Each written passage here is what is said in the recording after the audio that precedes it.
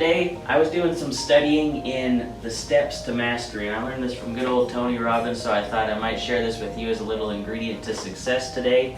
And he talked about there's 3 simple ways to break down mastery and how you can become a master of whatever it is that you're working on, whether it be health, wealth, love, happiness, all that kind of stuff. But he said the first step to mastery is understanding. So you do have to have some sort of an understanding. You have to have some sort of a knowledge about what you're trying to achieve, what you're going after, what you're trying to make happen. You can't really do something if you don't know about it. But the thing about mastery is a lot of people stop at knowledge. People say, you know, knowledge is power, but in reality, knowledge is potential power, because you have to use that knowledge and put it to good use. So then the second thing that you need, once you've got the knowledge, once you've got the understanding about what you need to do, where you're going, you have to back that up with some emotion. So a little example I might ask, we'll test Marcus here. We haven't done this prior to filming this, but do you remember, Marcus, where you were on September 11th? Absolutely. Do you remember who you were with, what you were doing? Yep. And you can remember that day like vividly, right? Mm-hmm. And even though I'm not even from the US, I was in Canada when it happened, but I could still tell you where I was, what I was doing, and who I was with when that happened. Now what if I asked you, do you remember what you were doing on August 11th of that year? Nope. No idea, right?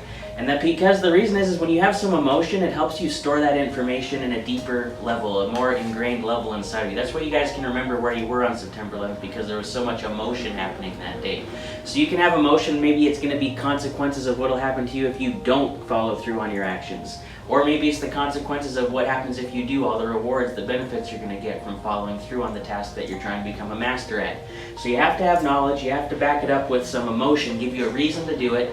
And then finally, it's got to be the physical mastery, and that's where you can do something without thinking about it. So that's where the guys in the NBA, they shoot free throws without thinking about it. They make that three-point shot when the pressure's on without thinking about it. They've got to the point where it's second nature for them to perform their task, perform their action without thinking about it, because they've become true masters. And they started with knowledge, they learned how to throw a free throw, they added the emotion, they want to win the game, they want to become the best player in the NBA, and then they finish it off with that physical mastery where they can make that shot when the pressure's on, when the crunch time happens, without thinking about it, because it's their natural nature to be a master at whatever they're doing. So that's what I got for you guys today. That's the 3 steps to mastery. So think about what you're working on, think about what your goals are, think about what your big dreams are, and realize that you have to understand how to get there, you have to be emotional and be looking to have a reason to do it, and then you have to physically master that thing that you're going after. So I hope you guys enjoyed that. I hope you can use it today. As always, check us out on all the socials at AGWestAv, Facebook, Snapchat, Twitter, Instagram.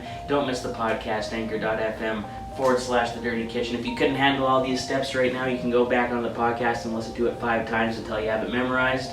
And then we love to hear your success story when you start to become masters.